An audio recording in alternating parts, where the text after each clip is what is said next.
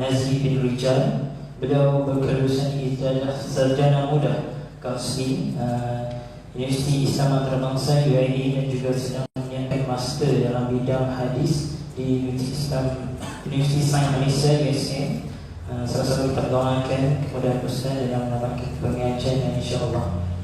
Seterusnya dalam bidang kerjaya pula, beliau merupakan kaunselor di Sekolah Menengah Agama Al-Mahadul Islami Pulau Pinang. Selain itu beliau juga menceburi dalam bidang penulisan dan antara penulisannya adalah seperti terbitan Masjid Sejahtera karya Misnari Auli Media.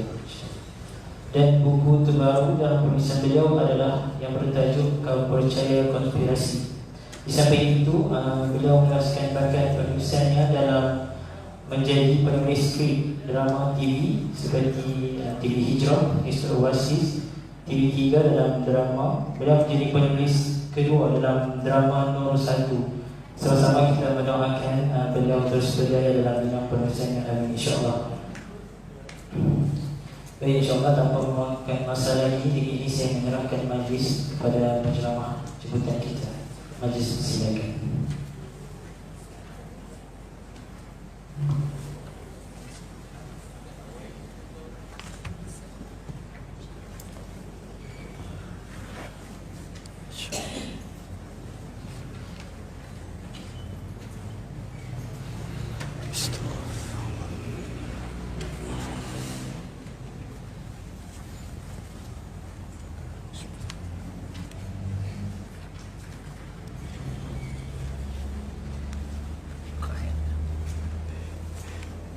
Testing.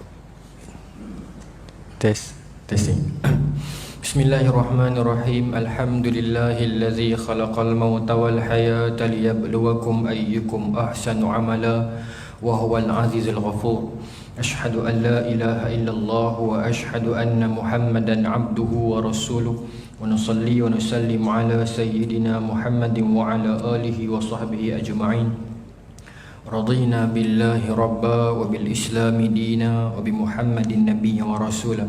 Tuan-tuan puan-puan, muslimin muslimat yang dirahmati Allah, yang berusaha ustaz pengurusi, para asatizah, ustaz yang saya segani, hormati, sayangi, kasihi, saya ikut Isra Rasmi. Saya jadi jam terus. Allahu akbar. Takut tak keluar kalimah lagi ni. Insya-Allah. Dan tuan-tuan, ibu-ibu, ayah-ayah, muslimin muslimat dirahmatillah, Assalamualaikum warahmatullahi taala wabarakatuh. Alhamdulillah tuan-tuan, rezeki takdir daripada Allah Subhanahu wa taala, malam ni diizinkan saya sampai ke tempat ini, satu tempat yang subhanallah saya melihat daripada jauh, menyokong daripada jauh. Saya cukup bangga dan saya cukup terharu lah dengan usaha yang dibuat oleh Fadil Ustaz untuk tempat ni. Bermula dengan arwah lagi, tuan-tuan pun tahu lah, tuan-tuan lagi tahu lah kan. Kita cukup menyanjunginya, kita cukup menghargainya, satu usaha yang cukup hebat. Kemarin saya program di Segi College. Segi College ni di Pulau Penang. Orang bangsa Cina punya lah, kolej-kolej mereka kan. Saya ada program di sana. Saya melihat bagaimana mereka buat satu institusi pendidikan. Puji ni bukan makna sokong lah, ni nak ambil inspirasi. Satu sistem pendidikan yang cukup hebat lah. The way mereka ada MOU dengan beberapa company, the way dia set up dia punya building and so on, semua tu saya rasa cukup hebat. Dan Alhamdulillah bila saya datang di sini malam ni, saya melihat ini impian saya. Bila saya melihat anak-anak tahfiz begini, dengan struktur bangunan yang saya nampak cukup hebat, dengan tersusunnya begini, saya rasa Alhamdulillah. Tempat tuan-tuan insya-Allah dengan vision yang jauh daripada Al-Fadhil Ustaz, mudah-mudahan ini menjadi kita punya aset lah. Ya, biar satu hari nanti bila orang kata institusi pendidikan Islam, institusi pendidikan tahfiz, madrasah anak-anak kita ni, kita sehebat dan standing dengan modernnya, dengan tidak mengabaikan aspek-aspek ketulinan ilmunya, dengan memanfaatkan keilmuan surah dan sebagainya, tetapi kita berdiri sama tinggi dan duduk sama rendah dengan institusi besar yang tempat lain. Kita doakan demikian insya-Allah. Ya, mudah-mudahan kita sama-sama pakat membantu perkembangan pendidikan institusi anak-anak kita insya-Allah. Muslimin muslimat yang dirahmati Allah, malam ni kita akan membicarakan perihal kisah Isra dan Mi'raj. Saya tulis satu buku dengan karya Bestari, tajuknya Cerita dari Langit. yang memperincikan kisah Isra' dan Mi'raj yang kita kutip daripada penulisan Tuan Guru yang kita hormati almarhum Syekh Fatani, Kifayatul Muhtaj. Syekh Fatani tuan-tuan wafat tahun 1265 Hijrah. Lahir di Kerisik Fatani, kemudian berguru di guru-guru di Aceh dan Fatani, kemudian menyambung pengajian beliau di Mekah selama 30 tahun. Lalu melazimi para masyaikh di Madinah selama 5 tahun, mendalami dalam bidang hadis, kemudian balik, kemudian menulis kitab-kitab yang hebat yang sampai hari ini kita menumpang jasa Tuan Guru, macam Bunatul Musalli, Furu' al-Masail fi Usul al-Wasail. Banyaklah kitab-kitab Tuan Guru. Tarikh Fatani satu kitab yang cukup power, kitab sejarah Melayu. Orang kata Melayu tak tulis kitab sejarah. Tarikh Fatani adalah satu kitab sejarah yang cukup hebat, yang kalau boleh saya minta tuan-tuan dalam institusi pendidikan ni, tuan-tuan buat satu convention, kita bedah Tarikh Fatani. Cukup powerful kitab sejarah Islam Melayu yang dahulunya orang kata tak tulis pun Melayu mana ada dokumen bertulis sejarah. Tuan Guru Syekh Fatani telah awal menulisnya. Bagaimana perkembangan Islam telah berlangsung, then all of that are documentized. Semua itu didokumentasikan di dalam Tarikh Fatani. Maka hari ini kita menumpang berkat, menumpang penulisan Tuan Guru, dan insya-Allah sedikit sebanyak yang boleh saya kongsikan dalam peristiwa Isra' dan Mi'raj ini. Dan saya datangkan malam ni untuk anak-anak, untuk adik-adik, satu hadis dalam riwayat Sahih Muslim tentang peristiwa Isra' dan Mi'raj. Banyak lagi lah hadis dalam Sahih Muslim, Sahih Bukhari, dalam Musnad Ahmad, banyak. Tapi malam ni saya pilih yang ni sebab saya nampak lebih sesuai untuk kita bahagikan level antara anak-anak pelajar dan ibu-ibu dan ayah-ayah. Saya rasa lah tapi saya rasa mungkin tak sempat sampai habis. Setakat mana kita sempat. Adik-adik ada bawa pensel tak? Bawa kan? Mana perlu kita bulat, kita bulat. Yang mana tak dan, nanti ustaz-ustaz akan sambung di sini. Supaya pengajian kita ini, supaya ceramah ini dia jadi pengajian. Maksudnya kita balik nanti kita ada something untuk kita bincang di bilik, bincang dan kita wacanakan. Insya-Allah. Boleh saya sambung insya-Allah. Muslimin muslimat yang dirahmati Allah, bila menyebut tentang Isra' dan Mi'raj, firman Allah Subhanahu wa taala, subhanallazi asra bi 'abdihi lailan minal masjidil haram ilal masjidil aqsa alladzi barakna haulahu linuriyahu min ayatina innahu huwas sami'un basir. Sadaqallahul azim. Seperti mana hebatnya kisah Isra' dan Mi'raj yang akan kita ceritakan pada malam ini tuan-tuan. Begitulah Allah Subhanahu wa taala memulakan pembukaan surah ini. Bila mana Allah Subhanahu wa taala membuka surah-surah dengan puji-pujian, selalunya kita akan jumpa dalam Quran. Adik-adik akan jumpa dalam Quran, sabbahalillah, yusabbihu lillah, kan? Selalu kita jumpa. Sabbihisma rabbikal a'la, selalu kita jumpa. Tetapi untuk ayat Isra' dan Mi'raj, Tuhan mulakan clearly, subhana, maha suci Allah. Subhanallazi asra bi 'abdihi, maha suci Allah yang memperjalankan hamba-Nya. Daripada ayat ini yang pertama keluar dalam fikiran kita adalah kenapa Allah Subhanahu wa taala guna kata ganti nama 'abdihi, hamba-Nya. Sedangkan semua mengetahui yang dibawa berjalan itu adalah Rasulullah sallallahu alaihi wasallam, Nabi. Boleh tidak Allah Ta'ala terus sebut maha suci Allah yang memperjalankan Rasulnya, ataupun maha suci Allah yang memperjalankan Muhammad, sebut nama Nabi terus. Tetapi Allah Ta'ala menyebut abdihi, hambanya. Kerana apa? Kerana perjalanan ini adalah perjalanan bersama. Perjalanan yang ditempuh oleh baginda Nabi SAW ini adalah perjalanan yang akan kita tempuhi bersama. Tuan-tuan akan tengok nanti sepanjang kita bincang nanti ini, apa yang Nabi jumpa dalam Isra' dan Mi'raj adalah apa yang akan kita jumpa dalam hidup. Apa yang mengganggu Nabi dalam Isra' dan Mi'raj adalah apa yang akan mengganggu kita dalam hidup. Apa dilema yang berada dalam proses perjalanan Isra' dan Mi'raj adalah apa dilema yang kita hadapi dalam hidup seharian kita. Kerana itu abdihi digunakan dalam kalimah itu. Itu yang pertama. Yang keduanya, abdihi ini adalah satu tingkatan darjat seseorang manusia yang paling tinggi di sisi Allah. Paling tinggi sekali. Dalam dimensi manusia, hamba ni paling rendah. Tapi dalam dimensi Tuhan, bila mana seorang hamba itu diiktiraf sebagai hamba Allah, maka that was paling tinggi kedudukannya. Kedudukan paling tinggi bila mana Allah Ta'ala reda seseorang itu sebagai hamba Dia. Ya ayatuhan nafsul mutmainnah, irji'i ila rabbiki radiyatan mardiyah. Bila Tuhan panggil balik kan, kemudian kata Allah apa? Fadkhuli fi ibadi. masuk dalam jemaah hamba-Ku. Lepas syarat itu barulah wadkhuli jannati, masuk syurga. Hari ini berapa ramai di antara kita nampak nombor 2 dulu. Amalan kita dah fikir syurga mana nak pergi ni, berapa dapat ni, berapa ni nak pergi nak nombor 2 ni, sehingga terlepas yang pertama. Sedangkan kita nak rebut dalam dunia kita hari ini adalah kita nak rebut nak jadi yang nombor 1 tu, nak direda sebagai hamba Allah. Sebab tiada tujuan lain kehidupan ini melainkan fungsi kita adalah untuk menjadi hamba Allah. Wa ma khalaqtul jinna wal ins illa liya'budun. Tak ada tujuan lain. Habis tu Ustaz, kerja semua ni tak boleh. Ya boleh, tetapi kita niatkan kerana Allah, maka dia jadi tujuan kita adalah untuk Allah, dapat redha Allah. Fungsi kita itu adalah buat ibadat kepada Allah. Saya nak tanya tuan-tuan, fungsi telefon apa? Untuk cakap telefon lah. Untuk cakap telefon, main WhatsApp, apa lagi boleh? Buka YouTube. Yang tu yang kita kerti pun apa lagi? Adalah 1, 2, 3 game Game pula yang top. PUBG pun dia berkata jatuh dah ni. Dah baru lagi. Tak apalah, tapi fungsi telefon ni betul-betul cakap telefon lah. Apa? Zaman kita sekolah rendah dulu ada Half-Life, Counter Strike memang kan. 5 opang nak bayar kat sisi tu. Ya. Lah dia pemain di handset lah. Tapi fungsi dia apa? Fungsi untuk cakap telefon. Satu hari tiba-tiba taikat telefon, hello, tak bunyi. Cakap tak bunyi, tekan tak bunyi ni. Maknanya dia kehilangan fungsi dia. Maka mana tempat dia? Tong sampah, kita buang dia. Kita beli kereta, fungsi dia untuk bawa kita berjalan. Tiba-tiba kita start kereta tak berjalan. Kita kena bawa dia pula. Kita pula tolak dia. Bukan dia bawa kita bawa dia. Fungsi dia tadi tu hilang.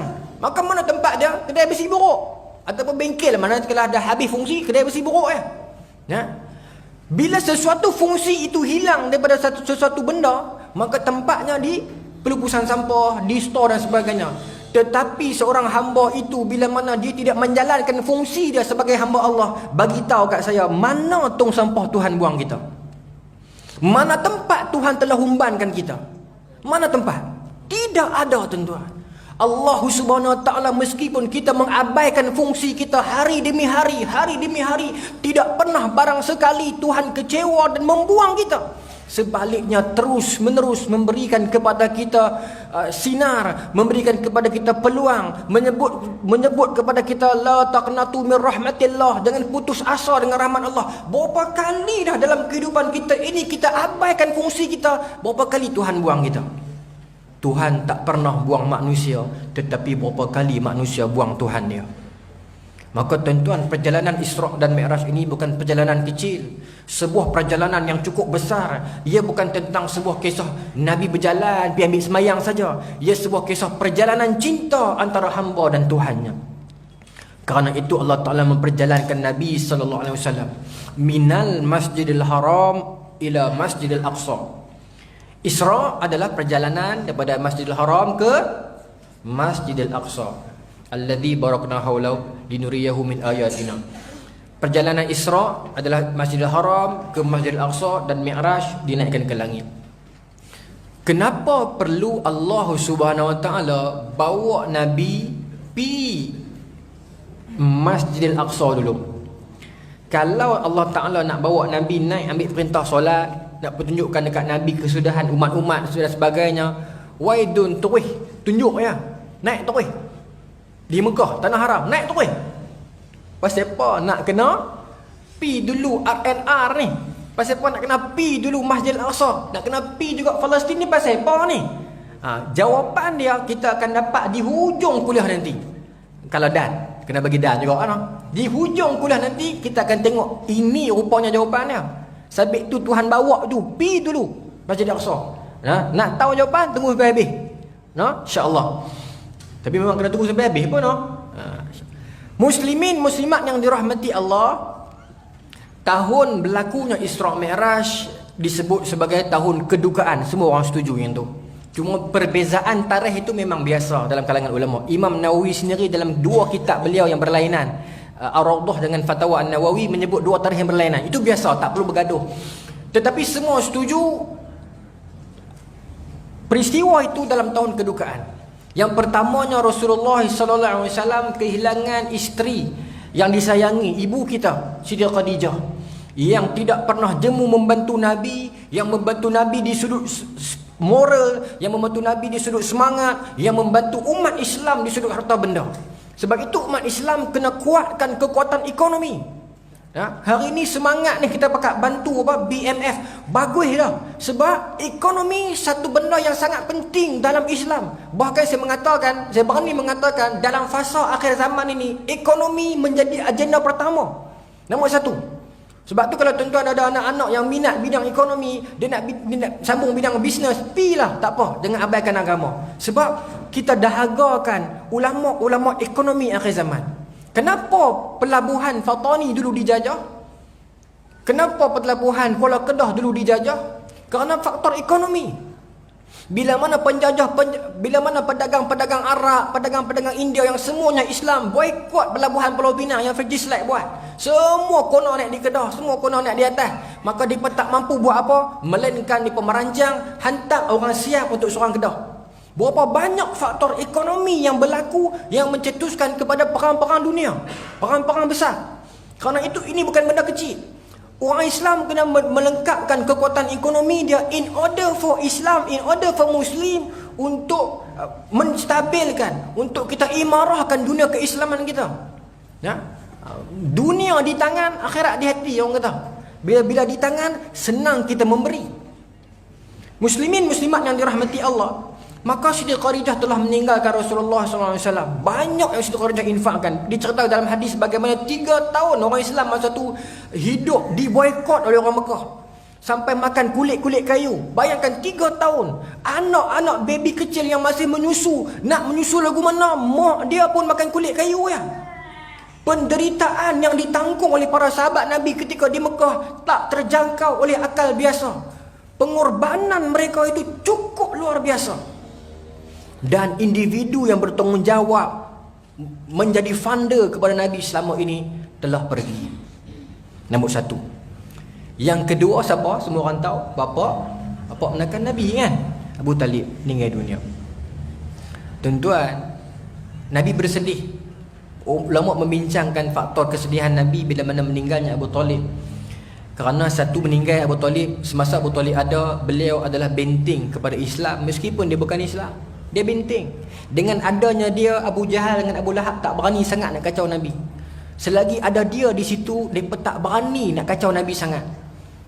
Bila tidak ada Abu Talib, maka mereka mula menyentuh tubuh Nabi, meletakkan najis unta dan sebagainya.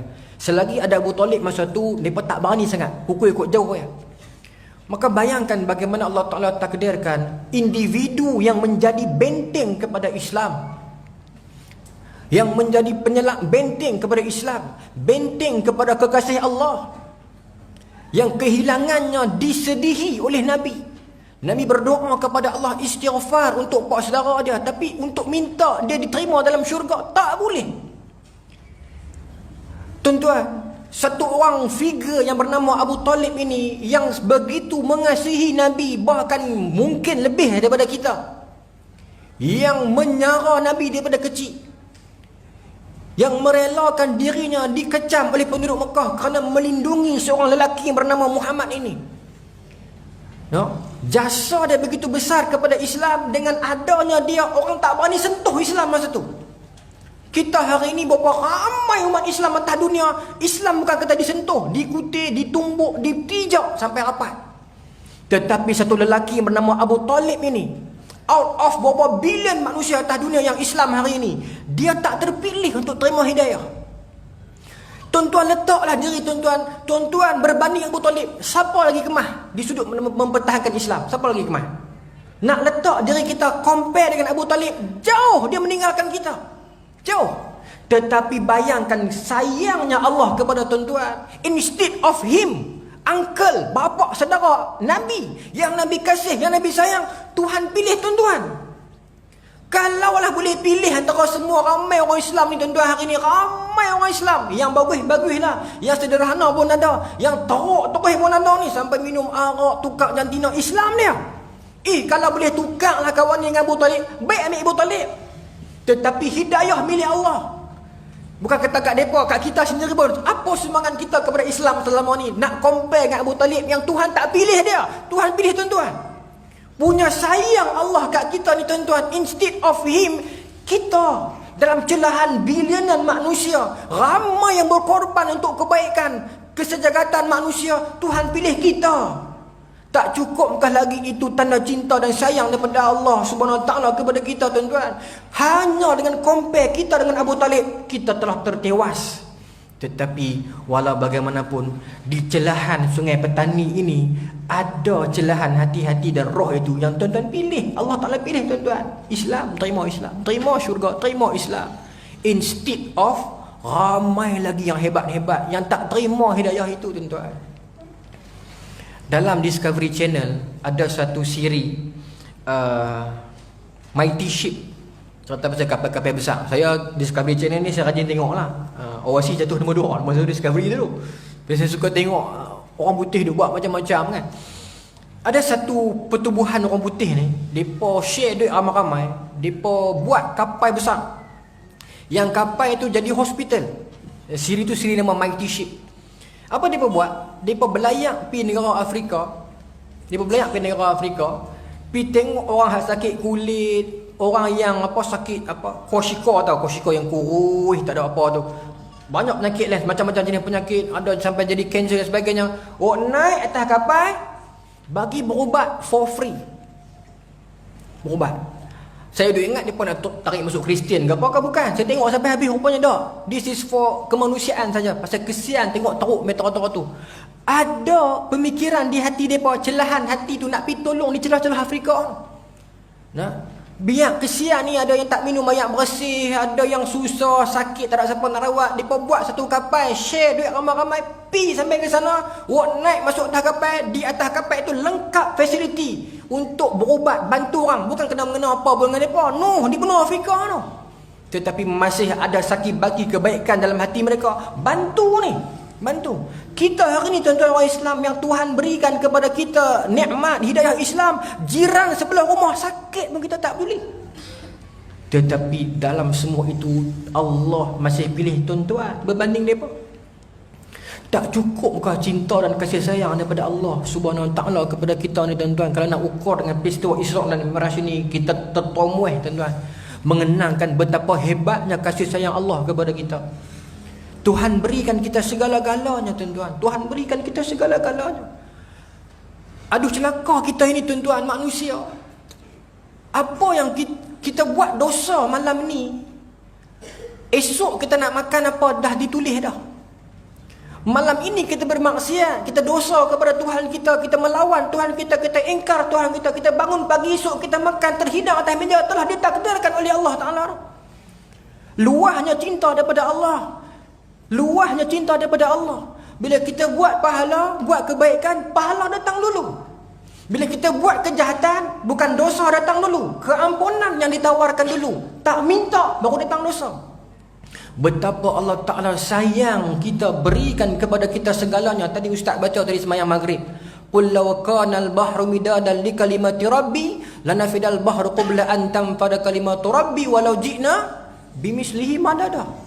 Kalau nak tulis kalimat-kalimat Allah Subhanahu Wa Taala kepada kita ini, kita tak mampu. Walaupun kita ambil lautan jadi dakwah, ambil semua pokok-pokok jadi batang pena, nak tulis kalimat-kalimat Allah tak mampu. Meskipun kita doublekan bilangan itu, tak mampu tulis. Tuan-tuan tahu lautan tahu mana punya luas nak jadi dakwah. Kedalaman paling dalam lautan atas dunia, nama dia The Mariana Trench. Dua beradik jumpa tahun 63 tak ingat, tak silap. Dua beradik ni jumpa, dia petuk kamera terus sampai ke bawah. Paling dalam ever recorded in human history adalah The Mariana Trench. Kedalaman dia 270,000 kaki. 270,000 kaki. Yang mana Everest ketinggiannya berapa? 27,000 kaki. 10 kali Everest tu. Everest yang orang naik berapa bulan punya lama, mati setengah tu. Kalau Everest masuk dalam laut, dia pun lemah. Bush Dubai rendah lagi lah, 2,100 kaki. KLCC tak masuk list terus lah. Bush Dubai yang kata buka puasa atas waktu lain, bawah waktu lain, baru 2,100. The Mariana Trench, lautan ini sampai ada beberapa zon disebut sebagai header zone, blind zone, yang di dalamnya ada ikan yang tidak ada mata pun, ikan tu. Tetapi boleh berkomunikasi, boleh ada keluarga, hantar anak pergi sekolah semua ni tanpa ada mata. Dia pakai wifi. Dalam buku dia kata pakai frekuensi. Dia berhubung guna frekuensi sebab mata tak berfungsi dekat situ. Kerana zon gelap, blind zone. Ada kawasan yang cahaya tak boleh tembus. Ada kehidupan yang dia duduk kat zon itu, dia tak boleh naik zon lain. Dia naik zon lain, dia mati. Ada ikan takat ni saja, dia turun bawah, dia tak boleh buat apa dah. Luahnya lautan ini. Ya, tetapi nak tulis kalimat Allah jika dakwah itu digunakan air lautan tak cukup, tuan-tuan. Nak kenangkan cinta Allah, nikmat Allah, saya katakan kita naik di atas, kita mati, kita masuk ke dalam, kita mati. Naik di atas nak kenangkan matahari, bintang, mawaqi'in nujum, banyak benda yang luar atas dunia, atas angkasa, kita rebah, tak boleh fikir. Matahari yang begitu besar, dia ialah bintang terkecil sekali. Tok Wan kepada matahari nama dia apa? Supernova. Matahari pun dah besar dah. Lagu mana nak fikir, tuan-tuan? Bima Sakti punya luas, dia adalah Bima Sakti ni satu galaksi yang terkecil. Ada galaksi lain lagi. Ada Thor, Odin, apa semua tu tahu tak? Asgard semua tu. Nah, abang kita ada tempat lain juga, percaya sungguh lagi. Jadi luas. Dalam hadis ni tuan-tuan, nanti kita Nabi cerita. Ni hadis sahih, Nabi kan cerita di atas tu Nabi jumpa apa? Kita tengok lagi. Kalau dan. Siapa doktor tu Ustaz kena bagi dan juga. Saya bagi dan insya-Allah. Okey. Jadi kalau kita naik di atas, kita masuk ke dalam, nak kenang dalam badan kita ini ada pulmonary vein, pulmonary artery, aorta, ada diaphragm ni, semua sistem dalam badan ni. Rebah tuan-tuan. Buah pinggang besar ni Tuhan cabut satu, nak ganti besar ni, tu dia mesin punya besar. Seminggu 3-4 kali kena pergi cuci buah pinggang. Hanya dengan besar ni Tuhan tarik, satu mesin kena ganti. Jatuh miskin setengah orang kalau dia tidak ada bantuan. Sebab nak cuci buah pinggang saja, hanya besar ni Tuhan tarik. Tu kita tak fikir sistem darah lagi berjalan dalam tubuh, paru-paru kita, sistem-sistem reseptor kita ni, sistem otak, sistem mata kita, telinga, banyak yang kita tak boleh fikir dengan akal. Kita fikir sampai ke dalam ni. Ya, rebah kita tuan-tuan, mengenakan betapa kompleks Allah Ta'ala buat kita. Sayang dan telitinya Tuhan buat kita ni, satu-satu bulu kening semua jaga satu-satu ni. Teliti Tuhan buat kita ni. Tetapi kita yang mengabaikan diri kita, kita kufur nikmat kepada Allah Subhanahu Wa Ta'ala. Berapa banyak nikmat yang daripada Allah Subhanahu Wa Ta'ala kita dustakan. No? Tuan-tuan, nak kenangkan hebatnya Allah, tak perlu sampai bergaduh bincang Tuhan di mana semua, tak payah. Kenangkan Tuhan buat kita ni pun kita dah rebah dah tuan-tuan. Rebah dah. Betapa dia sayang kita ini tuan-tuan. Menjaga kita ni. Langit Nabi kata apa? Lau ta'lamu nama a'lam la dhahiktum qalilan wa la bakaitum katsira. Kalau kamu tahu apa yang aku tahu, kamu akan sedikit ketawa dan banyak menangis. Ni yang di atas kita ni, segala asteroid, segala meteor, segala macam-macam ni, objek-objek langit. Siapa yang tahan daripada turun menghentam kita? Antara binatang di hutan dengan kita di sini, berapa pagang sebenarnya tuan-tuan jumpa? Tidak ada. Tetapi Tuhan tahan daripada mai. Siapa yang tahan dia? Wa izal biharu sujirat, ketika air laut meloncat ke darat. Berapa kali yang laut meloncat naik darat tuan-tuan dalam sejarah kita? Siapa tahan dia loncat naik? Allah Ta'ala memelihara kita setiap satu sudut, setiap satu saat. Saat pun tak betul. Bawah pada saat lagi. Setiap satu hembusan ini Tuhan jaga kita tuan-tuan. Maka kalau kita belum pulangkan cinta ini, alangkah malangnya kita, alangkah tak gunanya kita ini kalau kita belum pulangkan cinta tersebut. Berapa ramai manusia yang memburu cinta manusia yang lain hingga mengabaikan cinta Allah. Berapa ramai yang mendiamkan Allah demi mengangkat manusia lain. Sedangkan Allah Ta'ala lah yang pertama membela manusia di depan para malaikat. Bila mana Allah Ta'ala kata nak buat manusia kan, malaikat kata apa? Ataj'alu fiha ma yusri fiha wa yasfiku dima' kan? Nak buat apa? Yang nanti akan merosakkan bumi, akan menumpahkan darah. Siapa yang pertama nak bela kita masa tu? Di saat kita tidak ada duit nak bayar lawyer untuk fight bagi pihak kita, untuk berhadapan dengan para malaikat, untuk berhujah bagi kita malaikat, give me a chance, bagi kami peluang, kami nak hidup dulu. Tidak ada duit nak bayar lawyer. Lawyer pun tidak ada. Bahkan kita pun belum ada untuk bercakap. Allah yang pertama bercakap bagi pihak kita, mendapatkan hak untuk kita hidup. Hari ini kita lawan Allah, kita menggunakan dalil-dalil hak asasi manusia. Sedangkan hak kita yang untuk hidup, siapa yang pertama pertahankan? Allah Subhanahu wa taala. Tuan-tuan, luah ilmu Allah tadi. Cinta Allah luah. Saya nak sambung lah. Maka abdihi, memperjalankan hamba dia. Nabi kehilangan Abu Talib. Ingatlah tuan-tuan, banyaknya jasa Abu Talib. Tuhan pilih kita terima Islam yang jasa tak berapa nak ada. Tuhan pilih kita lagi. Kalau boleh pilih dan kata ni contoh, tuan-tuan bukan betul, ini contoh. Katalah kita suruh pilih, gantilah seorang orang Islam yang teruk-teruk, tukang jantina semua ni, tukar ambil Abu Talib masuk Islam. Orang tak apa swipe kan. Tak berlaku tuan-tuan. Tuhan pilih lagi tu. Allahu Akbar. Tapi kita lawan Tuhan kita. No. Kemudian Allah Ta'ala memperjalankan Nabi ke Masjidil Aqsa, melewati tanah yang diberkahi oleh Allah. Kemudian kata Allah Ta'ala tutup dengan ayat innahu huwa sami'un basir. Kalau adik-adik duk tahfiz, adik mengaji ulumul Quran, adik akan faham. Dalam ayat ini dia ada satu istilah yang kontradik. Sebab ayat yang atas Allah Ta'ala cerita tentang kerajaan, kebesaran, keagungan semua ni, memperjalankan hamba satu malam naik ke langit turun balik. The great of Allah. Selalunya di hujung ayat Tuhan akan tutup dengan perkataan yang menandakan Allah Ta'ala ni great, macam apa, kuasa dia mutakab, banyaklah kuasa yang menandakan kekuasaan azim and so on. Tetapi instead of yang tu, Tuhan pilih guna yang ni, Sami' Basir. Dengar, lihat. Apa mesej dia? Tuhan nak bagi tahu segala keresahan Rasulullah masa itu, kehilangan isteri, kehilangan bapa saudara, dicemuh oleh orang musyrikin, kesemua itu Allah dengar, kesemua itu Allah lihat. Jangan sangka kesedihan kita hari ini Tuhan tak pandang. Jangan sangka apa yang orang fitnah kita selama ini Tuhan tidak dengar. Tuhan mendengarnya, Tuhan melihatnya. Akan sampai satu masa Tuhan panggil kita mendekatinya. Sebab itulah berlaku Isra' dan Mi'raj, menandakan apa? Ketika pintu-pintu dunia ditutup untuk kita, dibukalah pintu-pintu langit untuk Tuhan menerima kita. Ketika seluruh Mekah boikot Nabi, tutup pintu, tak boleh dekat Nabi, pintu langit dibuka untuk Rasulullah.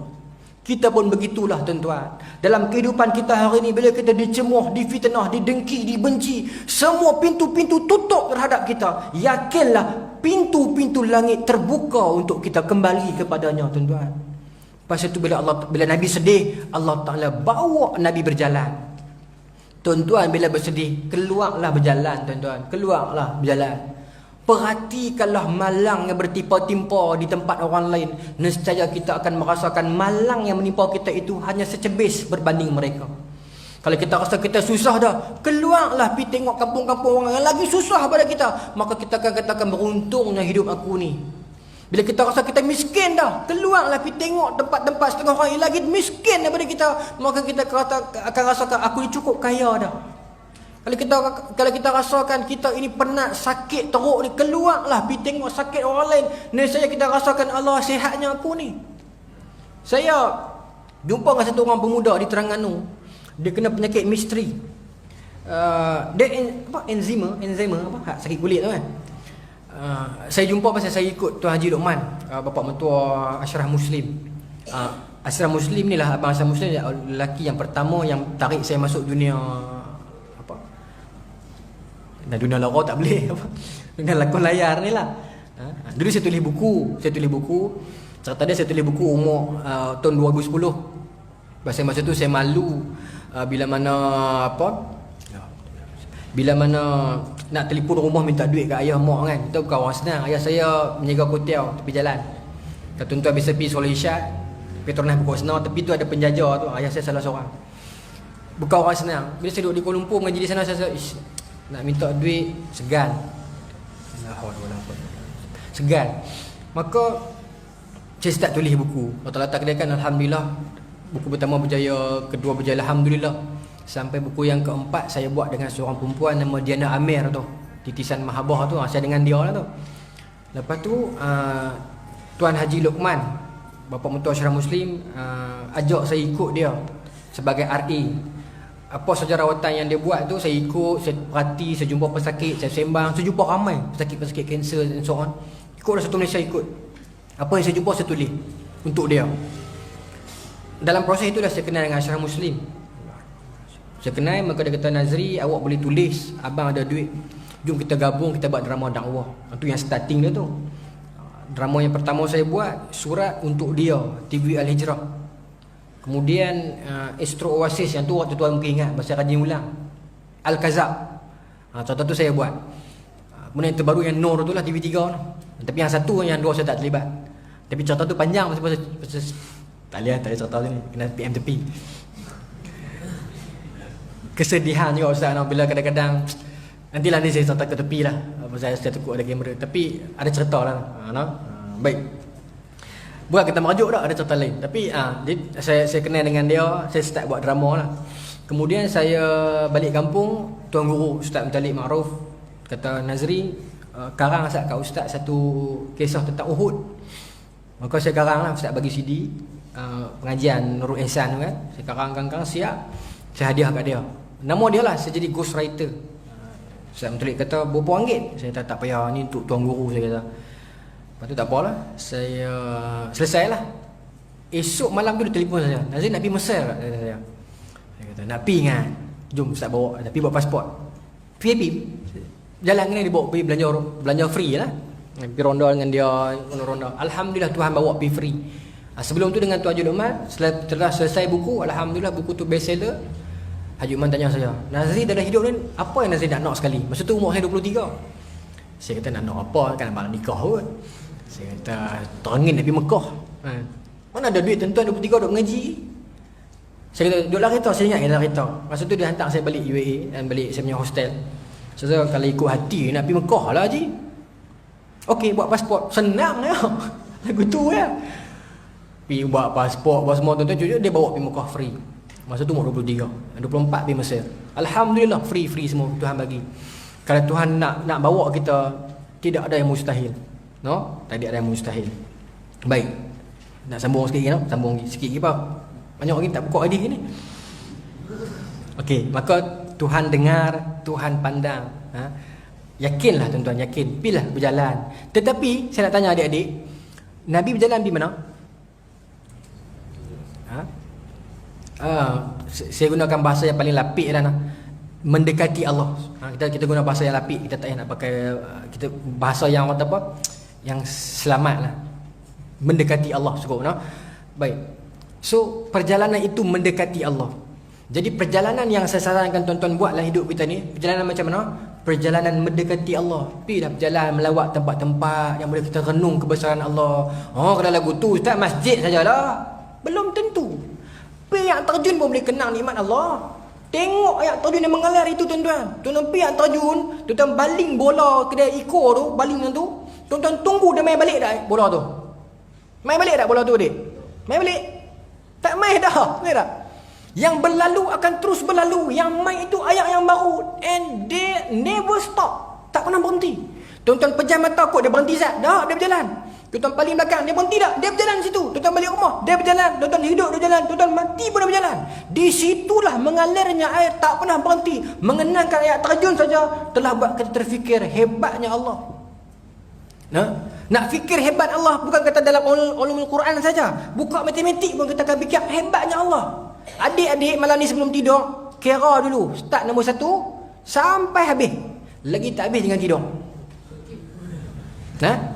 Try. Abang kat Ustaz Waden, lagi tak habis jangan tidur. Kira 1, 2, 3 sampai habis. Tak habis jangan tidur.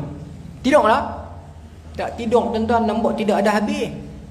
Maka dengan matematik saja kita dapat fikir hebatnya Allah. Kita kena buka pintu. Agama ni luas lagi. Baik. Saya pergi lagi lah. Kita nak pergi hadis tu insya-Allah boleh. Baik, maka Nabi dibawa. Kita start insya-Allah. Saya minta izin Ustaz saya baca, saya takut ni. Baca depan Ustaz insya-Allah. Baik. Haddatsana Mes orang baca boleh tak? Macam mana? Haddatsana Syaiban bin Faruq, haddatsana Hammad bin Salam, haddatsana Sabit al-Bunani an Anas bin Malik anna Rasulullah sallallahu alaihi wasallam. qala. Baik, dia hadis dalam mencontohkan tentang Isra Mi'raj banyak lagi tuan-tuan. Banyak riwayat daripada Qatadah, daripada Anas bin Malik, daripada Syarif bin Namir, 3-4 tokoh yang lain. Tapi saya pilih yang ni yang rasa yang paling middle antara adik-adik tahfiz dengan ibu-ibu dan ayah-ayah. Saya rasa ini yang paling tengah-tengah. Adapun sekarang saya dalam usaha nak takrish kitab Kifayatul Muhtaj. Nak tuan-tuan doakan saya lah. Saya nak jadikan itu sebagai satu amanah. Saya tak maulah orang duk petikai kitab-kitab turas kita ni kan. Jadi bila Tuhan takdirkan kita duduk dalam mana-mana lapangan, biar kita keluar itu kita tinggalkan sesuatu. Ya. Biar hidup kita ini tuan-tuan, biar kita hidup atas dunia ini, adanya kita orang merasa, perginya kita orang terasa. Ya, kita buat macam tu. Bila kita ada orang pekat merasa, bila kita tidak ada orang pekat terasa. Mudah-mudahan. Maka dalam bidang apa pun tuan-tuan, cikgu ke, engineer ke di sini, kelang technician ke apa ke, biar kita ada di situ orang merasa keberadaan kita tu. Ya. Tak mesti dengan kita tiap hari kita baca hadis, tuan-tuan duduk di kelang. Hari-hari tuan-tuan bawa lemak 5 upang bagi. Dia tuan-tuan tak ada orang merasa, tak ada dia arwah orang dulu baik, teringat si lemak dia duduk bawa. Ada something yang kita tinggalkan. Ya, pasal hidup ini kita hidup ini kita hidup berjuang. Bukan hidup ini hidup kita menumpang. Kita berjuang tuan-tuan. Sebab itu dalam kehidupan manusia, kapal terbang komersial boleh dinaiki berapa orang? 300 dah. Lebih kurang kot no. Dah, saya tak tahu sangat. 100 orang lah katalah. Kapal terbang komersial 100 orang boleh naik sekali jalan. Tetapi jet pejuang hanya seorang boleh naik ataupun 2 orang sekali jalan. Bermaksud jalan-jalan perjuangan bukan semua orang boleh pergi. Ya, terjunlah tuan-tuan dalam medan perjuangan. Kita akan rasa manisnya hidup. Kepahitan itu membawa manis. Ya, insya-Allah. Baik, saya sambung. Maka kata Nabi, utitu bil buraq wa huwa dabbatul abyad tawilun fawqal himar wa dunal baghal. Didatangkan kepada aku buraq. Adik-adik kalau nak bulat-bulat kat kalimat mana-mana bulatlah nah. Buraq tu kan. Buraq wa huwa dabbatul abyad. Abyad ini apa? Putih kan. Baik. Maka jelaslah hadis sifat buraq adalah yang pertama apa sifat dia? Pertama, putih nombor 2 pertama. Dia tu binatang. Okay. Tuhan boleh buat mesin. Tuhan boleh buat awan terbang macam Sang Goku tu, Dragon Ball lah. Tahu tak? Kan? Nampak lah tengok Dragon Ball lah. Zaman kami tu Dragon Ball lah. Zaman lah apa?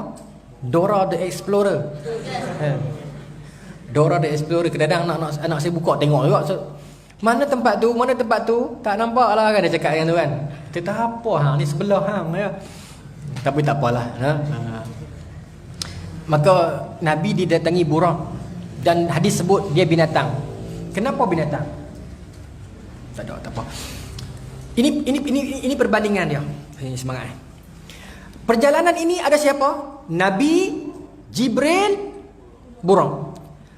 Nabi SAW adalah apa? Seorang Rasul lagi. Ayat yang Ustaz baca tadi,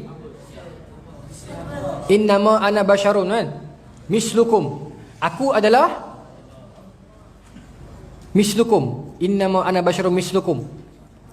Ayat tadi Imam baca tadi, Ustaz baca tadi, aku adalah manusia kan Nabi sebut kan. Okey, ana basyar. Nabi ya Rasulullah Nabi dan Nabi juga manusia. Satu. So perjalanan ni ada manusia, malaikat dan binatang. Tuan-tuan kena perhatikan dialog ni, formula ni. Malaikat, apa ni sifat malaikat? La ya'sunallaha ma amarahum. Tak pernah lawan Allah. Okey. Cuma buat apa Allah Taala suruh. Sampai ulama simpulkan malaikat ni ciptaan dia tidak ada nafsu, dia ada akal sahaja. Betul? Setuju? Baik. Malaikat ada akal sahaja, nafsu tak ada. Binatang, apa sifat dia? Dia ada nafsu sahaja, akal tak ada. Kalaulah binatang ada akal tuan-tuan akan dapat saksikan ada parti-parti politik yang binatang menjadi calonnya. Betul? Jadi pada akal akan berlaku peralihan kuasa semua tu dalam kalangan binatang. Bahkan mungkin yang mengalihkan kita binatang tu sendiri. Karut manusia ni bergaduh sana bergaduh sini, fitnah sana fitnah sini, lompat sana lompat sini, mai kami buat revolusi lah. Binatang yang perintah kita. Boleh? Pasal dia ada akal. Tapi dia tidak ada akal, maka kita perintah dia. Dia cuma ada nafsu saja. So binatang ada nafsu saja, malaikat ada akal saja, manusia Manusia ada dua-dua. So kedudukan dia secara basic kedudukan dia, nombor satu paling mulia siapa? Ni basic. Malaikat sebab akal sahaja. Nombor dua, manusia sebab ada dua-dua. Nombor tiga, haiwan, binatang sebab ada nafsu saja. Tetapi kalau manusia itu berjaya menundukkan nafsu dia, maka kedudukan dia akan naik above malaikat. Sebab even though meskipun dia masih ada nafsu, tetapi dia berjaya tundukkan nafsu dia dengan menggunakan akal tadi, maka dia lebih hebat daripada malaikat. Sebab dia diuji dengan nafsu. Kalau dia masih berjaya tunduk nafsu tu, maka dia lagi atas pada tu. Binatang, dan manusia itu kalau dia rebah dengan nafsu dia, dia lemah, jatuh, tewas dengan nafsu dia, maka kedudukan dia rendah daripada binatang. Balhum adal, rendah daripada binatang. Sebab binatang rendah tidak ada akal, badanlah. Tapi hampa yang ada akal ni rendah juga, maka rendah daripada binatang. Itu uniknya Tuhan buat. Sama ada kita ni akan jadi hebat daripada malaikat atau rendah daripada binatang. Sebab Tuhan uji kita dengan dua-dua. No? Baik. Dan perjalanan ini Tuhan takdirkan Nabi naik burak. Tengok kita sambung lah. Tengok dekat qala yang kedua tu. Qala farakabtuhu hatta ataitu Baitul Maqdis. Farakabtuhu, rakib, saya naik dia. Ya, rakabtu dia madhi, naik. Farakabtuhu, dhamir hu ni kembali kepada dia. Siapa dia tu? Burak lah. Saya naik burak tu hatta ataitu Baitul Maqdis. Saya naik dia, saya rakab, saya bawa dia. Lepas tu bersekat, orang tua-tua panggil rakab, bawa tu. Baik. Maka situasi dia, Nabi tunggang burak. Dalam Kifatul Muhtaj, almarhum Tuan Guru Syahid Fatani sebut, burak tu didatangkan dengan pelana dengan pelantang. Ada pelana ni tali kekang tu. Okey. Apa? Muljam satu kalimah tu saya tak ingat. Baik. Maka tuan-tuan, situasi dia, Nabi naik atas burak, bawa dia, drive dia, dan yang tunjuk jalan siapa? Yang tunjukkan arah? Menjawab wih juga apa? Jibril. Baik. Kita recap balik tadi nah. Cik nama nah. Baik. Ada malaikat lambang apa tadi? Malaikat lambang apa? Ustaz sebut tadi? Akal. Binatang lambang nafsu. Nabi manusia lah. Baik. Jadi tengok situasi dia, Nabi manusia pandu nafsu. Dia bawa nafsu tu. Bukan nafsu tu bawa dia senang-senang, dia yang bawa. Dan siapa tunjuk jalan? Akal. Itulah perjalanan kita juga atas dunia. Kitalah memandu nafsu kita ini. Memandu ni ke mana? Akal tunjukkan arah mana nak tuju. Boleh tak Tuhan buat tidak ada burak, terus Nabi naik? Boleh. Tetapi in order to teach us, untuk nak ajar kita buat burak tu, nak bagi kita nafsu kena ada. Tak ada nafsu tak berkembang macam kehidupan ini. Nak beli belah, nak shopping, nak makan dan sebagainya, kena ada. Tapi kita pandu dia. Nak atok macam mana? Akal menunjukkan jalan. Itulah perjalanannya. Yang Nabi lalu, yang kita lalu. Sebab tu Isra Mi'raj ini bukan perjalanan Nabi seorang, perjalanan kita bersama. Sebab itu Isra Mi'raj bukan perjalanan yang kita patut cerita naratif. Nabi jumpa kawan ni, gunting lidah apa. No, kita nak analisis. Apa cerita tu berkait dengan kita. Maka perjalanan hamba itu, dia pandu nafsu dia. Dia yang kontrol. Akal menunjukkan jalannya. Boleh cakap tu sikit lagi Ustaz tak dah habis. Tak apa, nanti ustaz-ustaz kat sini akan sambung insya-Allah. Pasti panjang lagi ni sebenarnya ni. Allahu akbar. Ataupun ustaz akan skip lah yang penting-penting boleh nak. Saya minta izin pasal nanti dia akan berulang-ulang yang Nabi naik satu langit tu. Okey. Maka Nabi pun sampai farabatuhu bil halqi allati yarbitu bihil anbiya. Sampai Baitul Maqdis, Nabi tambat burak tadi tu dekat satu tiang allati yarbitu bihil anbiya, yang Nabi-Nabi lain dulu pun tambat juga. Dalam pengajian hadis kita bincang kenapa, apa signifikan cerita ni? Kenapa Nabi kena cerita? Nabi tambat di tiang tu, dan Nabi sebut Anbiya yang lain pun tambat juga. Okay. Kita cari apa signifikan dia. tak jumpa. Ya? Maka ada hukum-hukum dalam dunia ini, syarak atas dunia ini, yang kalau kita fikir kita tidak jumpa signifikan dia. Ada.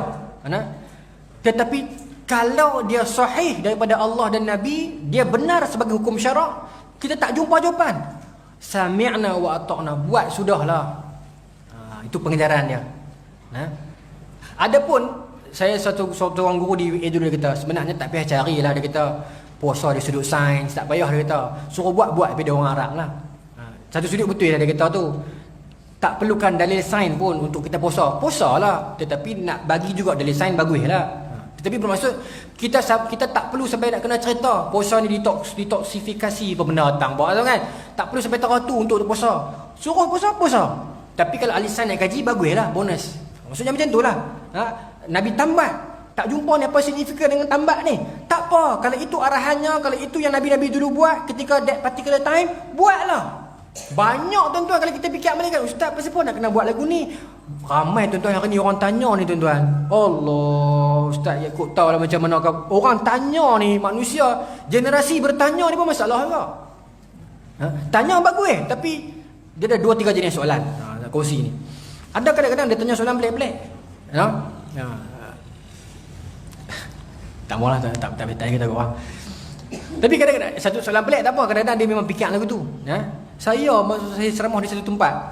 Saya balik tu ada satu pemuda tahan saya, dia kata, ustaz, nanti bila kemat nanti naik di padang mahsyar, semua akan tak pakai baju, tak pakai seluar, ustaz kan? Dia sebut mata maaf, dia sebut telanjang lah. Nabi telanjang lah ustaz? Tanya saya tu. Saya dengar cerin bulu rumah ni. Nak jawab tak jawab, jadi takut. Maknanya orang teringat nak tanya betul-betul tu. Dengar soalan tu kita ketak dah. Ya Allah, aku tak terfikir sebenarnya. Nabi tuan-tuan, kita sayang, kita muliakan, kita tak fikir betul-betul tu. Satu. Yang kedua, ada rakaman tak elok. Tak apa, lupakan. Tapi dia orang yang baik, ada orang baik. Dia orang baik, dia bukan nak peleceh. Dia tanya tu dia nak tahu sungguh.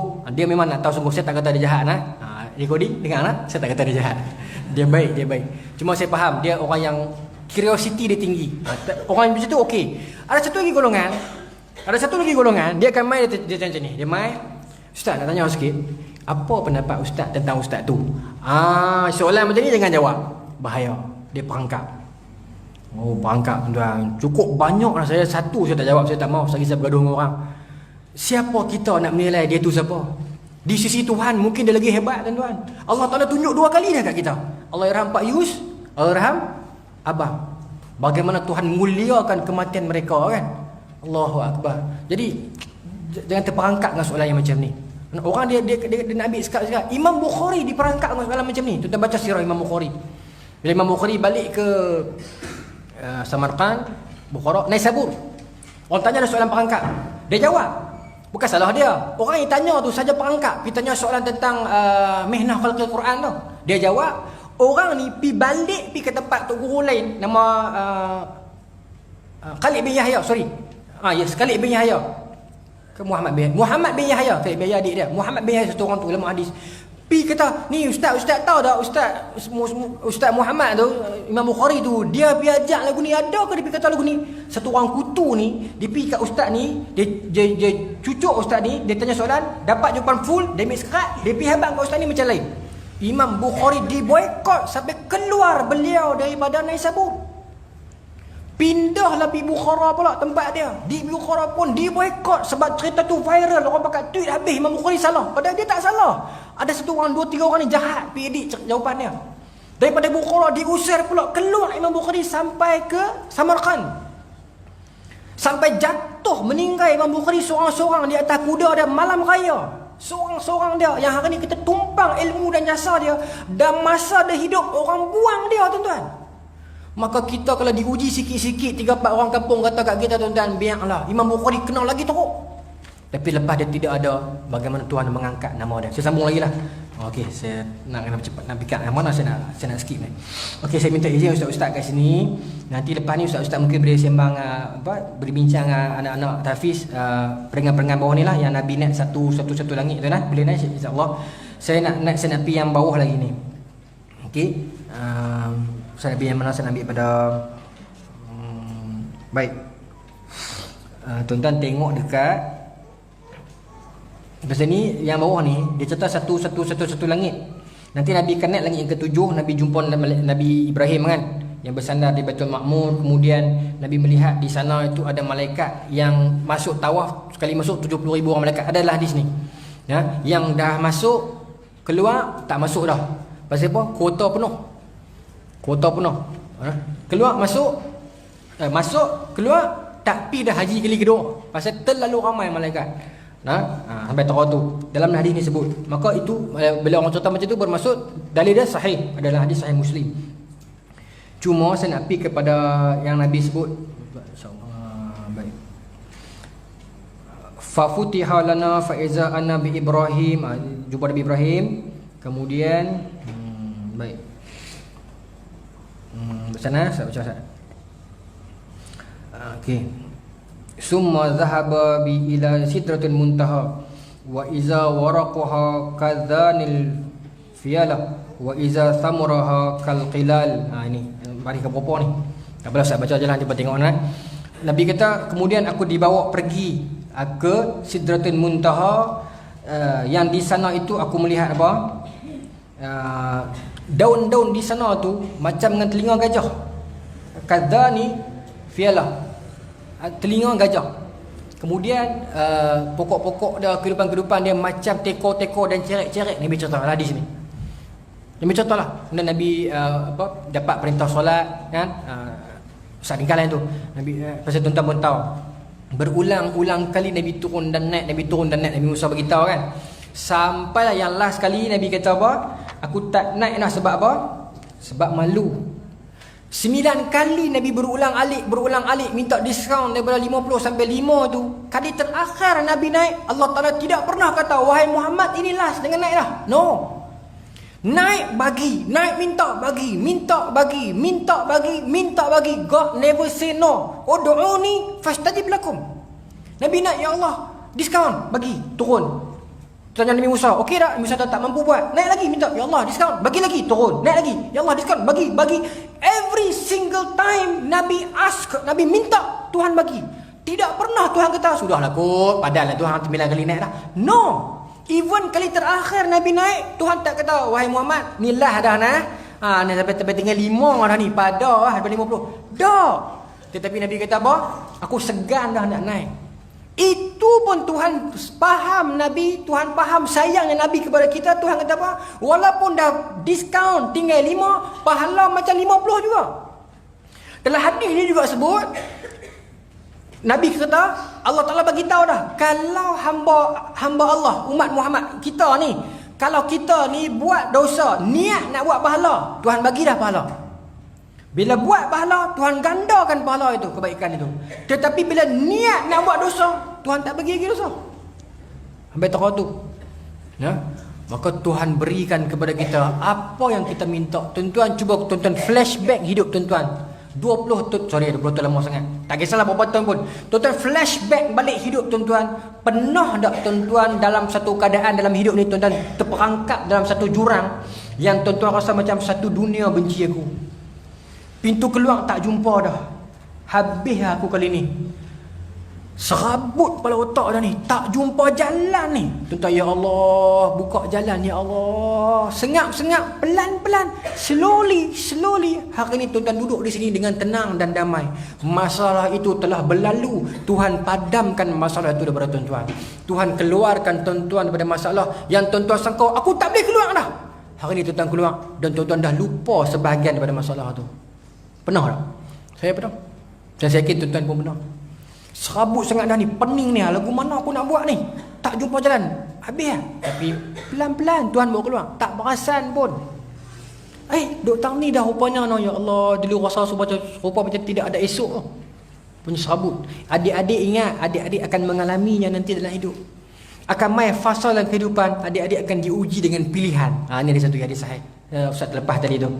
Yang selepas Nabi semayang, yang atas tu kan, Nabi semayang, summa dakhaltu al-masjid fa sallaitu fihi rak'atain summa qarajtu faja'ani ya Jibril alaihi salam bi ina'in min khamrin wa ina'in min laban. Faqtartu laban. Nabi kata aku masuk semayang tadi Masjid Al-Aqsa ni, saya terlepas ni, minta maaf. Ni penting poin ni. Masuk semayang Masjid Al-Aqsa, bila Nabi keluar, Jibril buat mai laban apa? Susu dengan khamar, arak. Suruh pilih. Wahai Muhammad, pilih nak minum apa? Fakhtar tu laban, Nabi pilih laban. Baik. Ustaz nak tanya, kalau ikut logik akal, kalau ikut tak boleh sembang macam ni. Tapi saja nak tanya adik-adik, bagi teruslah susu Nabi kot, betul tak? Betul tak? Nah, memang Nabi kan pilih susu juga. Kenapa perlu ada option? Kenapa Jibril perlu bawa option kepada Nabi? Pilihan. Kerana ini perjalanan kita bersama. Dalam hidup kita ini sentiasa ada pilihan. Kita akan sampai di satu sudut, macam mana Nabi sampai dekat Masjid Al-Aqsa, sampai di satu sudut yang mana bila kita terhenti sebentar, di sana it's always ada pilihan masa tu. Dan pilihan yang datang sama ada bersifat arak ataupun bersifat susu, bersifat haram ataupun bersifat fitrah. Tuan-tuan serabut kena buang kerja, duit tak ada, anak-anak susah, bukan kena buang kerja, duit tak cukup, anak-anak ramai, duit tak ada ni, serabut. Akan datang dua pilihan, aku nak tikam ekor ke, aku nak bekerja part time je burger. Betul tak? Akan datang sentiasa dua pilihan yang kontra each other. Tuan-tuan kena kata, orang kata kat tuan-tuan, fitnah tuan-tuan, umpat tuan-tuan, dia datang dua pilihan. Aku nak diam dan ataupun maafkan kau, aku nak mencarut maki dia balik. Sentiasa datang dua pilihan. Tuan-tuan jalan ataupun tuan-tuan jadi menteri, orang tawarkan tuan-tuan tender yang tuan-tuan tahu ini memang rasuah, ini memang haram. Datang dua pilihan. Aku nak tolak iaitu fitrah halal, ataupun aku nak terima iaitu khamar dan arak yang haram. Sentiasa dalam hidup ini ada satu sudut dalam kehidupan tuan-tuan yang tuan-tuan akan diuji dengan pilihan. Manusia membuat pilihan hari-hari dalam hidup. Tuan-tuan mai ni pun pilihan tuan-tuan. Tuan-tuan bangkit pagi, tuan-tuan nak pakai baju apa pun pilihan tuan-tuan, betul tak? Banyak pilihan yang kita lakukan dalam hidup, tetapi berapa pilihan saja yang kita ingat dalam kehidupan kita ni. No? Baik. Ustaz minta izin nak berhenti lagi 5 minit, boleh lah? Masya-Allah. Takut tuan-tuan ceramah lama-lama ni, takut orang kata dia ni tak berhenti lagi ke? Baik. Kita sambung. Saya sebenarnya saya pakai jubah putih. Keluar kereta, keluar rumah tadi, mak saya duduk siaran pokok, mak saya kata, "Hang nak pakai jubah putih ya?" "Ha lah mak, nak pergi kat tahfiz ni." Mak kata, "Menyambang hang gelap." Tu saya masuk dalam, saya pilih jubah merah ke apa, tu nampak orang steady sikit malam ni kan. Tidak saya bukan lagu ni. Saya kenal saya didok pakai seluar jin aku tu ya. Tapi dah mak suruh pakailah. Nak masuk kamera ni malam ni. No. Kata hang gelap pakai putih menyambang. Tak apalah. Kecil-kecil saya suka pakai oren. Mak satu oren hang pakai lagi menyambang tau. Kecil-kecil dulu lah di dak lah. Baik saya sambung no. Tak apalah, seringkah macam ni lah adik-adik nah, ibu-ibu nah, ayah-ayah. Saya seringkahnya macam ni lah. Nanti ustaz-ustaz sambung lah. Nabi turun. Dia, proses tu panjang lagi lah. Nabi turun. Ustaz cerita secara detail dalam buku Cerita dari Langit terbitan Kara Bestari. 212 pesuat. Tu saya tulis tahun 2015. Masih ada di pasaran no? Tapi saya tak bawa malam ni lah pasal stok tak ada. Tapi di Kara Bestari memang ada no? Baik. Malam ni saya bawa satu buku yang lain. Tak mau cerita lah, kena habis kudah dulu. Baik. Nabi turun sampai ke Mekah balik. Baik. Ustaz nak jawab catat tadi tu. Ni ada yang kita tinggal tadi, thesis statement tadi yang mula-mula benda apa? Persoalan yang Ustaz tinggal mula-mula tadi tu benda apa? Pasal Popi Masjid Al-Aqsa. Okay, ingat RNR. Bagus, pick up kuat adik-adik ni. Pasal Popi RNR. Bukan RNR bagan. Tuan-tuan kat saya. Ni RNR Masjid sajalah buat RNR, ialah singgah kan. Okay, baik. Ibu-ibu, ayah-ayah, Nabi sampai di Mekah, Nabi termenung Ustaz. Terfikir, jadi tercengang Ustaz kan. Tahu tak siapa yang mendatangi Nabi? Dalam hadis sebut Abu Jahal kan. Dalam satu hadis sebut Abu Jahal yang mendatangi Nabi pagi itu. Dia orang the first man who come. Tengok Nabi duduk termenung, dia main. Dari Muhammad duduk termenung cantik ada pi. Apa pengajarannya? Orang kapiak mengkek wai. Orang kapiak mengkek wai. Satu pengajarannya lah. Yang kedua dia main kat Nabi, dia tengok okey Muhammad termenung okey apa ni, dia tanya. Dialog ni saya buat dalam bahasa Melayu nah, tapi dalam hadis dialog dia lebih kurang ni au kama qal. Saya lapik au kama qal. Maka Abu Jahal tanya, Muhammad, what was happening ni? Dia speaking tu, apa yang telah jadi kepada macam tu lah. Pasal apa ni? Maka Nabi kata, Nabi baik. Bu'istu bijawami'il kalim. Nabi kata, aku diutuskan dengan kalimat yang jamek manik, yang ringkas, padat, yang straight to the point. Nabi bukan kitaman menyembunyikan. Maka bila Abu Jahal tanya, why? Muhammad, what was happening? Apa yang telah terjadi? Muhammad nampak lain macam begini ni. Maka Nabi kata, semalam aku pergi Palestin, Baitul Maqdis. Tuan-tuan, Abu Jahal dengar Nabi kata lagu tu, bawa keluar telefon dandan. Ni nak type kat Twitter ni. Muhammad dah merepek apa ni? Punya jauh Baitul Maqdis tu. Berapa bulan tu kan? You ready dah. Tapi cerdiknya Abu Jahal kata kafir ni tuan-tuan. Bila mana dia berlembut, ada pasal. Orang kafir bila dia berlembut, ada pasal. Dia jadi lembut tu dia kata, ya kak. Baitul Maqdis tu. Habis tu? Habis tu naik pergi langit. Langit. Dia tuan-tuan, dia dengar naik langit cantik. Ini poin paling besar, viral tu. Ini buah terendah tu. Aku nak bagi buah ni, orang ikut Islam pun akan jadi goyang dengan Muhammad. Ni cerita naik langit tuan-tuan. Cerita pergi Baitul Maqdis. Bila pergi? Semalam. Balik mai pagi ni. Pagi ni sampai dah. Ya kah? Dia jadi gitu. Dia simpan. Lepas tu pergi mana lagi Muhammad? Lepas tu naik pergi langit. Naik langit lah. Lepas tu turun mai. Turun mai. Baik. Abu Jahal ni nampak? Orang kafir. Maka dia tanya cerai dah. Muhammad, boleh tak kalau saya panggil orang Mekah semua mai? Muhammad cerita lagu ni, lagu cerita kat saya ni. Boleh tak? Rasulullah kata boleh, tak ada masalah. Pasal Nabi tak berdusta, Nabi tak tipu. Tapi Abu Jahal ada konspirasi dia. Dia ada perancangan dia. Dia kata cantik, aku boleh pukul nyempuk ni.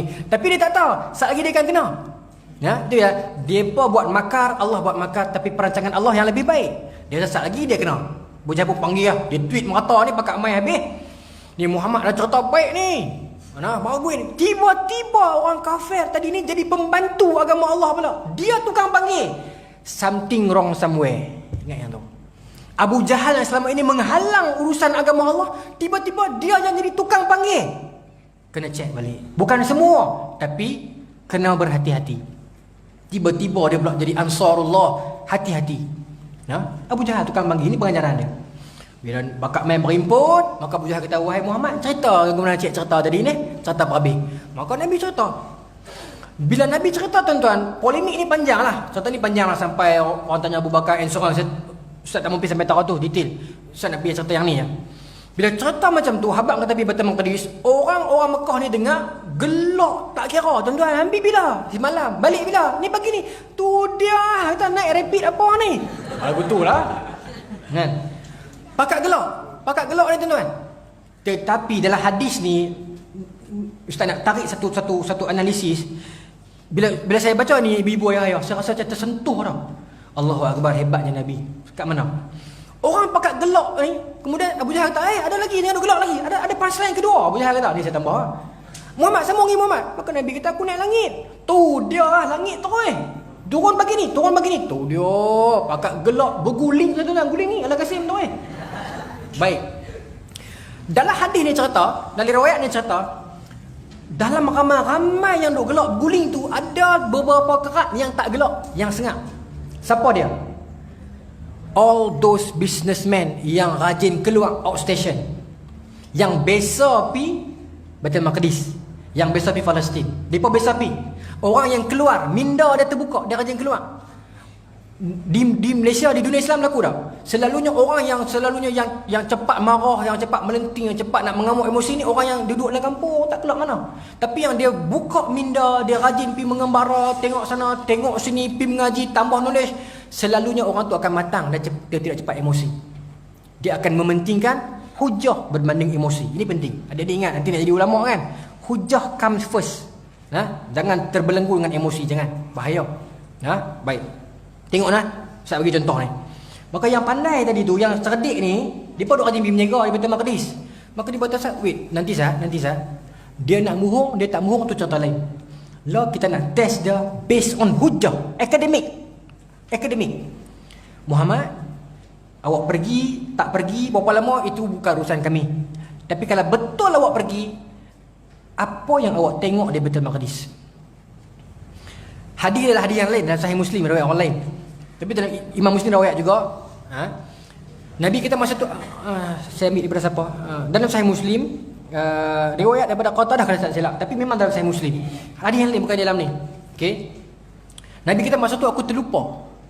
Aku tak ingat. Yalah tuan-tuan, Nabi orang lelaki. Orang lelaki ni tuan-tuan, kita pakai baju apa maring kita ingat tak? Lupa. Saya sembang dengan bini saya kata, abang ingat tak kita mula-mula jumpa dulu saya pakai baju apa? Saya kata, gila, aku baju kemarin aku pakai apa aku tak ingat. Baju hang kau ingat lagi aku tak ingat lah. Laki memang tak ingat. Dia pergi kenduri, duduk di luar. Orang perempuan masuk dalam kan. Mau ambil masuk lah. Kau jangan duduk di luar, dia makan nasi, dia ambil masuk, dia gulung kot daun lah. Kan? Tunggu bini buat apa? Bini masuk dalam, dia tengok habis segala apa pinggan, mangkuk, segala bilik pengantin. Nak tengok bilik pengantin pasal apa? Tak tahu. No? Nak tengok bilik pengantin juga. Dia pergi masuk bilik pengantin tengok bilik pengantin, dia kata pula, cadar ni bukan kakak dia pakai dah kau tu lepas. Dia ingat tau. Tu dia orang perempuan dengan main dengan apa? Lelaki dia steady, tak ada masalah nak kata kau orang. Dia duduk kalau ada gulung kot daun kira clear lah. Yang perempuan ni, dia kata tu dia ni langsir kok dia pakai dah ni, pinggan ni, iko ni. Dia mula fikir. Balik kata kau orang pula tu bahaya. Jadi tak boleh tengok bilik pengantin pun tak apalah, no. Biar takut betul-betul badan sudahlah. Dulu dia tradisi nak kena tengok juga bilik pengantin. Siapa tak tahu. Saya sambung lah. Maka perempuan dia ingat Nabi terlupa. Bukan saya fitnah, bukan saya menghina Nabi nah. Wal'azubillah. Tidak. Hadis sebut. Nabi kata aku terlupa masa tu. Pasal mana nak teringat tuan-tuan. Tetapi Tuhan datangkan Baitul Maqdis di depan mata Nabi. Hadis ni panjang, cerita pasal satu muka para Nabi. Nabi sebut, Nabi ni muka macam sahabat ni, Nabi ni muka macam sahabat ni, Nabi Ibrahim muka macam saya, Nabi kata. Tu hadis tu. Okay. Tapi dalam hadis tu juga sebut tentang peristiwa Isra Mi'raj yang Baitul Maqdis didatangkan di depan Nabi sampai Nabi boleh sebut every single junction, setiap satu simpang, setiap satu lorong, setiap batang tiang di Baitul Maqdis, seolah-olah Nabi memang every day, memang commute dengan Baitul Maqdis, memang selalu pi. Pasal Nabi boleh sebut tiang ni ada kedai makan ni, lorong ni ada kawan ni, di ni ada kedai mamak buka bola, contohlah ni. Satu details Nabi ingat sampai orang yang dengar ni, orang yang tanya ni kata, apa dia kata? Ini bukan kalam orang yang membaca, ini bukan kalam orang yang dengar daripada orang lain, ini memang dia sampai sendiri tempat tu. Kalau tidak, dia tidak boleh cerita sedetail ini. Sebab kami tahu, kami duduk berniaga di sana, apa yang Muhammad cerita sebiji, sedetail itu. Maka apa jadi tuan-tuan? La ilaha illallah Muhammadur Rasulullah, masuk Islam ni. Yang Abu Jahal sangka dia boleh menang, akhirnya Tuhan buat kemenangan kepada yang hak, batil ditewaskan sekali lagi. Tuan-tuan, itulah peristiwa Isra dan Mi'raj. Kalau orang tanya kita kenapa perlu bawa Baitul Maqdis? Sebab agar itu jadi hujah. Boleh ustaz tak payah pergi Baitul Maqdis, pergi langit terus. Okey, kalau pergi langit terus apa jadi? Tak ada orang nak tanya. Tuan-tuan, bayang kalau pergi langit tu tak pergi Baitul Maqdis, tiba-tiba orang tanya, okey Muhammad, kalau betul yang pergi langit, apa ada kat langit?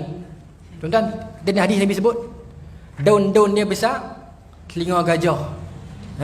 Pokok-pokok dia macam kolej, kendi kan. Tuan-tuan agak-agak yang gelak tadi tu dia pernah buat apa? Ambil pasang sapu muka tu, tu dia telinga gajah. Nampak? Pasal dia pun tak nampak. Sengaja Tuhan bagi Nabi sampai ke tempat yang orang boleh nampak, orang boleh nilai.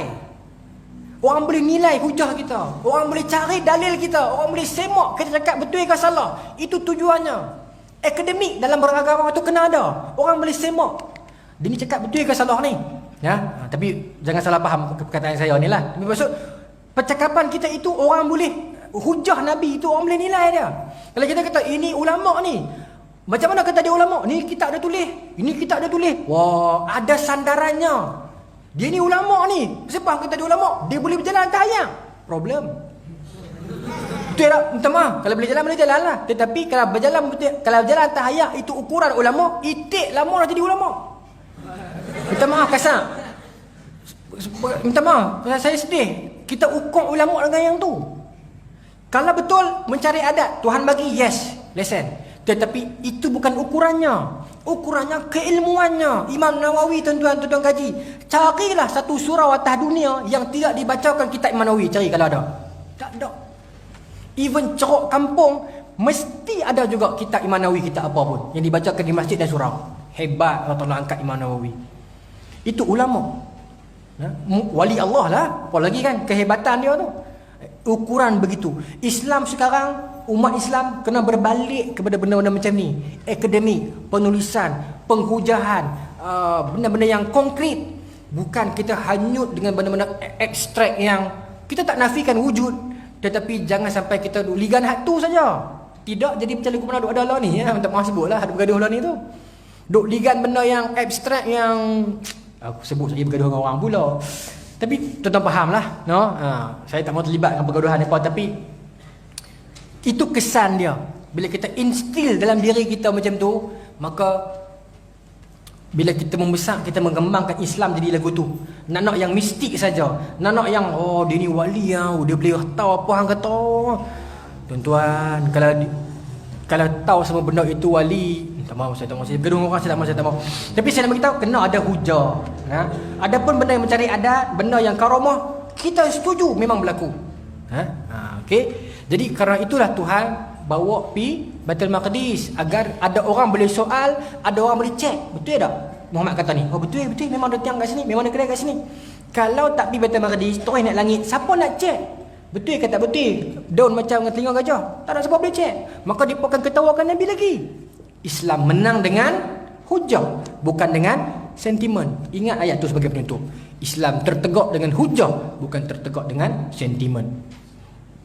Islam tertegak dengan hujah dan hidayah lah. Wallahu ta'ala a'lam. Hadis ni adik-adik simpan, buat usrah, bincang. Boleh keluar kalam-kalam Arab dia, fi'il dia, wazan dia, apa dalam ni. Banyak boleh kaji ni tau. InsyaAllah kita doakan yang terbaik. Ustaz bukan ustaz. Ustaz sekolah menengah biasa, belajar sains. Tingkatan 4, saya dan P Ustaz, RMC Ustaz. Dan P Ustaz, tapi homesick. Balik mai kampung. Saya 7A PMR, dapat P3 RMC, tapi ada masalah homesick satu lah. Yang kedua pasal X-ray tu dia pernah report tapi tidak ada report. Ada X-ray saja. Ada 4 orang kena buang masa tu. Tapi tak ada sampai peringkat macam ustaz jauh lagi lah, saya sat sangat. Lepas tu saya balik mai, habis pengajian sains, kimia, fizik, bio semua tu, si tidak ada agama lagi, tak pandai agama. Tak pandai sungguh, memang sungguh-sungguh tak pandai. Walaupun Tok Wan semua ni orang alim, tapi kita ni tak pandai, memang budak sains. Tapi SPM saya jatuh. Saya jatuh SPM teruk, saya dapat 4A saja. Member pakat pi semua, pakat pi sambung college, matric semua, saya duduk tingkatan 6. Saya masuk tingkatan 6, Allah Taala takdirkan saya dapat kelas syariah, baru kenal agama. Saya ulang tempat, banyak dah benda ni kat tempat lain. Sebelum tu tuan-tuan, agama tak kenal, pergi sekolah tak pakai tudung. Masuk tingkatan 6, baru kenal agama tu apa, dapatlah kelas syariah 2 tahun tingkatan 6. Dapat kelas syariah 2 tahun tingkatan 6. Di sana juga saya sedih lah, pasal semua kawan-kawan tinggal saya, kawan-kawan saya pandai. Tapi Tuhan takdirkan di sana saya kenal agama, dan di sana saya jumpa isteri saya sekarang. Kemudian saya sambung, saya habis tingkatan 6, saya dapat 3.75. Saya masuk UAA. Saya masuk UAA, saya ambil course counselling, pendidikan. Sebab saya tidak ada basic Arab. Walaupun saya ada syariah, tapi Arab di STP saya tidak ada. Sebab syariah di STPM bahasa Melayu. Maka saya tak boleh ambil course agama. Saya dapat either saya ambil law ataupun education. Saya kata saya kena ambil education sebab orang tua tuan-tuan, dia tak, aku tak tahulah jadi apa pun, tapi cikgu senang kot saya kata. Saya beranak 16 Mei. Saya lahir 16 Mei 1990. Ada sama orang saya 16 Mei 1990 ada. Hari guru kita 16 Mei 1990. Kalau saya kata aku nak jadi cikgu, orang tua tuan-tuan, saya ingat saya dapat 3.75. Saya balik abang kat mak saya, takut abang kat ayah. Mak abang kat ayah. Ayah weh, dia dapat 3.75. Tu dia punya jauh yang saya kata. Saya pun siapa yang saya kata tu? Rupanya tu dia ingat 100 Melaka penuh. Kata 6 pakai pointer kan, 4 flat. Baru saya terang balik. Tak apalah. Saya masuk UAA, Tuhan takdirkan saya bertemu dengan Dr. Mazli Malik. Satu orang, tak tahulah, politik lah, tetapi sebagai guru, tuan-tuan, cukup hebat dia. Dia cukup hebat. Anytime message sampai Dr. Mazli. Dia sangat mesra budak-budak. Lepak minum. Dia lah kenalkan kami dengan pemikiran Malik bin Nabi lah, Muhammad Al-Assad lah. Banyak lah menumpang jasa dia.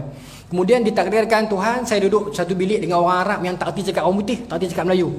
Kena merangkak juga lah cakap. Sebab masa tu, siapa UA dia tahulah, 5 tahun dalam UA, tahun pertama tu wajib Arab dengan English. So mau tak mau, wajib ambil. Saya menekuni Arab di sana. Lepas tu baru masuk kos Okey, dan ditakdirkan saya kenal dengan Dr. Ataullah Kopansky, suatu orang pakar sejarah dunia duduk di UAE. Apa saya boleh belajar sejarah sekarang ni? Saya grad daripada UAE, saya dapat sekolah Mahadul Islami. Kalau tuan-tuan ingat dulu Ar-Razi, Institut Ar-Razi dulu tu. Sekarang sekolah saya lah jadi sekolah SABK. Ngajak di sana. Saya duduk ngajak kuliah Malaran sikit-sikit lah. Lepas tu ada sikit pertikaian. Orang kata pasal saya ni bukan ustaz. Risaulah. Maka saya pilih, saya cerita selalu dekat guru saya, Dr. Rahman. Dr. Rahman tak apa, main masuk belajar. Saya daftar USM buat hadis, pengajian hadis master. Ini tak elok saya cerita ni, tapi untuk adik-adik. Bila ustaz masuk tu, ada isu sikit. Sebab ustaz bukan degree agama, ustaz degree education. So dapat call daripada lembaga. Tak apa saya cerita nanti kalau boleh buang-buang lah ni, yang ujung ni. Pasal mereka tak bagi cerita. Dapat call daripada lembaga ni, fakulti kata, minta maaf ustaz kena drop pasal ustaz bukan kos agama. Saya kata saya boleh harap. Saya mengaji kitab, saya menekuni guru-guru talaqi semua. Bukan isu tu, isu dia pasal risiko yang ustaz ambil tinggi. Pasal hadis ni berat. Sekali kalau fail ke apa ke duit lah. Dia kata tak apalah doktor, saya ambil risiko ni. Saya ingat ayat doktor lah kat saya, dia kata apa? Okey, ini pilihan ustaz sendiri lah. Saya kata ya. Saya ambil juga. Alhamdulillah tamat semester 1 bulan 1 tahun lepas, tahun ni saya dapat 3.78. Ni bukan nak sembang lah, saya cerita kat adik-adik je lah. Saya dapat 3.78, adik-adik dengar. Maknanya kalau Tuhan nak letak kita di situ, satu dunia nak halang tak boleh. Sekarang baru masuk SEM 2 dan lepas ni penulisan tesis selesai lah. Sebenarnya tak tahu lah macam nak sambung lagi ke apa ke. Kita budak sains, tapi Tuhan akan corner kita di mana pun. Ingat, Tuhan cornerkan kita itu tidak sia-sia. Pasti ada jalan, pasti ada sebab kenapa Tuhan buat macam tu. Tiba-tiba Tuhan buang kita ke mana-mana pulau, ada sebab. Mungkin Tuhan nak bagi kita jadi tok guru kat pulau tu. Tiba-tiba Tuhan buang kita kerja daripada Kelang ni, ada sebab. Mungkin Tuhan nak bagi Kelang tempat lain yang gaji lagi tinggi. Yakinlah tuan-tuan. Saya frust sungguh masa saya tak dapat U dulu lepas SPM. Rupanya Tuhan nak bagi agama kat saya masa tu.